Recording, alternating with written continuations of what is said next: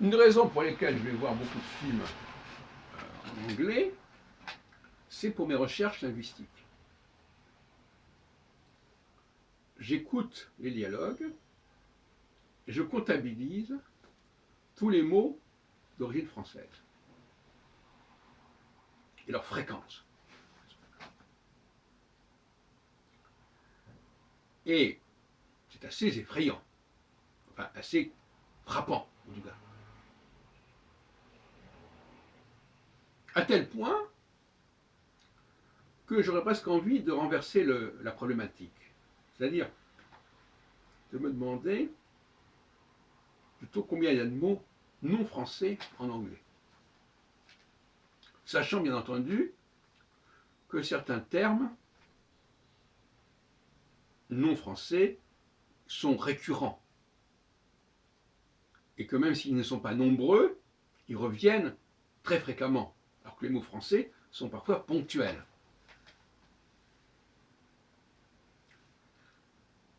Cela dit,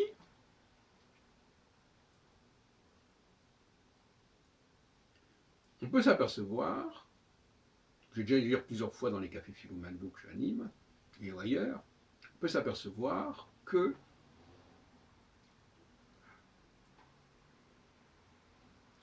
il suffit de peu de choses pour que le mot français de départ devienne méconnaissable pour des gens qui ne sont pas très très fut-fut, comme on dit. Il peut être méconnaissable parce qu'il n'est pas prononcé de la bonne manière, avec le bon accent. L'autre jour, j'avais fait une expérience avec quelqu'un, je lui ai demandé de prononcer une phrase en français avec l'accent anglais. Et bien, il y avait des gens parmi le groupe qui ne reconnaissaient pas les mots français, alors qu'ils étaient légèrement modifiés. Ça, c'est un scandale. Alors à ce moment-là, évidemment, si on n'est pas capable de reconnaître, parce que le mot a une prononciation différente, a une petite sauce différente, hein, c'est comme si on ne reconnaissait pas du riz, peut-être qu'on l'a mélangé avec un peu de ceci ou un peu de cela. Ça serait inquiétant. Donc, il suffirait aussi d'introduire quelques éléments dans la langue française, dans les mots français, pour dire, ben, vous voyez bien que ce n'est pas du français, puisqu'il y a tel et tel élément. C'est parce que ça change. C'est pas parce qu'on va mettre un ingrédient particulier dans un plat que ça change le matériau principal du plat. C'est pas parce qu'on va rajouter, on va remplacer, on va utiliser un système de pronoms personnels propre à un groupe donné que ça va changer le fait que les mots sont les mêmes que dans un autre groupe qui a d'autres façons de conjuguer ou de décliner. Donc la grammaire au niveau des pronoms personnels, par exemple, c'est un élément secondaire. La prononciation est un élément secondaire. La sémantique peut varier également sensiblement, sans que ça nous empêche de voir le tableau général et sa cohérence.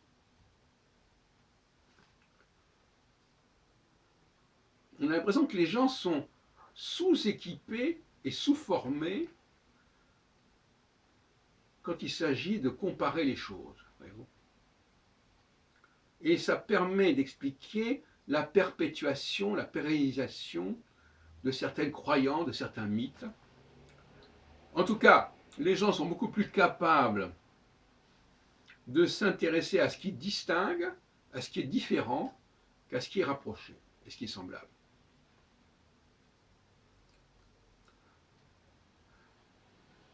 Parce que les différences, elles sont inévitables. Mais elles sont à la fois inévitables et à la fois elles sont superficielles. Que quelqu'un soit dérouté parce qu'on a changé la couleur d'un objet, par exemple, ou parce qu'on a peint sur cet objet un motif qui n'est pas sur les autres objets, c'est ridicule. C'est absolument ridicule. Et donc, par conséquent, il faudrait développer l'intelligence comparative des gens pour mettre fin à certains mythes et comprendre la notion d'empire.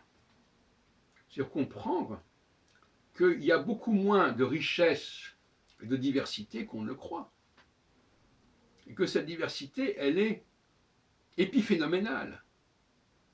Et qu'on a en réalité un nombre limité d'empires, limité de structures fondamentales, avec une pluralité invraisemblable de variations, de variables. Voilà. Et donc, je propose que l'on écrive des manuels où l'on se réfère à la langue française, au lexique français, et où l'on indique pour telle langue les variables qui vont jouer. On prend le lexique français. Alors par exemple, on pourrait prendre le lexique français en disant voilà, eh bien, en allemand, en anglais, voilà les éléments qui vont varier. Bon, mais c'est assez compliqué parce que l'anglais, on ne le prononce pas de la même manière partout. Par exemple, il y a des gens qui sont incapables, par exemple, ils comprennent l'anglais, mais ils ne comprennent pas l'anglais américain, ou l'anglais australien, ou l'anglais des Indes, alors que ce sont les mêmes mots. Parfois même, il y a une différence d'orthographe. L'américain n'écrit pas certains mots de la même manière que l'anglais. Est-ce que c'est suffisant pour dire que ce n'est pas les mêmes mots? Non. Donc voyez-vous. Donc ça, c'est la opposition entre, je rappelle encore une fois, c'est l'éclipse Saturne-Jupiter.